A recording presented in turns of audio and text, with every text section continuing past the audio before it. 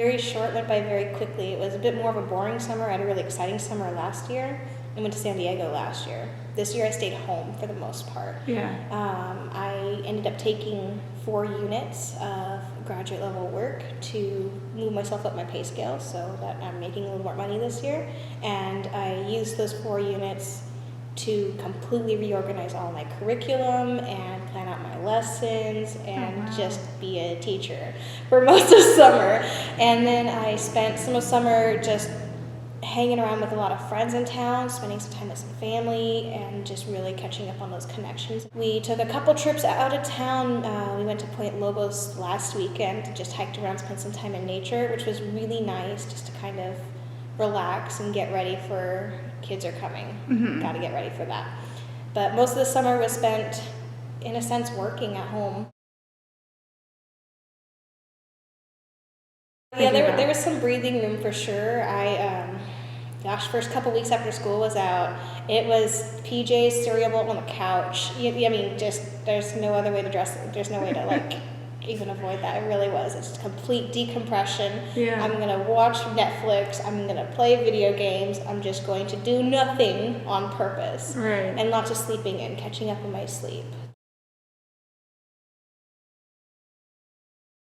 For me, that actually happened last week because I got it's kind of when our principal always sends out an email before school starts. Hey guys, this is happening, and they send the hours of when school's open. And so that email came on Sunday night, and school was open Tuesday.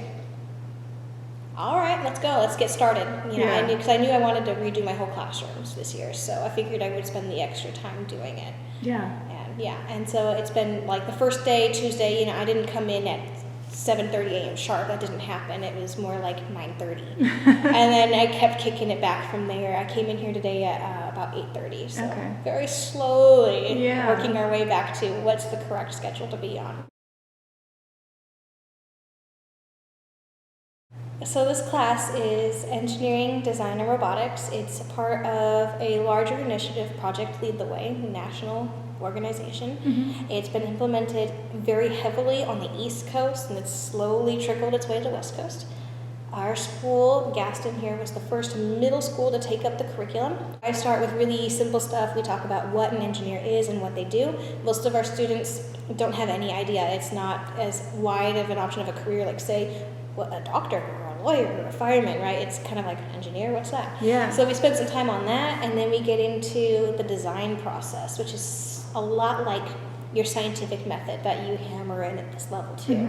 And by going through that, we spend time building all kinds of random stuff. We build like little slingshots, and we build paper sculptures, and we make boats and try to make them float. We do all kinds of crazy, just hands-on, we call it Dollar Tree or brown bag engineering, because you get all of the stuff, straws, popsicle sticks, toothpicks, paper, and you build craft-wise tape, just go nuts with it. And so we spend a lot of time doing that. And then from there we go into 3D design, where we learn to use professional level software and AutoCAD software called Autodesk.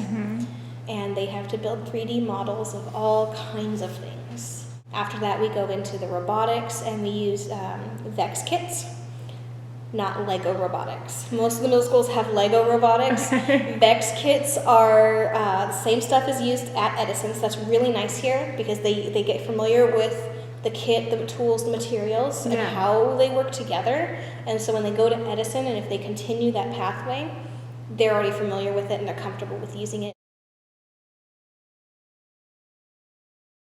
Yes, there's lots of new stuff because last year was a learning year. I had never taught this. I'd never heard of it. My degree is actually in your regular physical sciences, not engineering. I never took an engineering class in high school. I got some summer training in San Diego last summer for this. That was it. And they're like, here you go. I had to add in a lot more projects. I found a lot more of those Dollar Tree projects to do. I spent a lot of time working on that, and I'm really happy.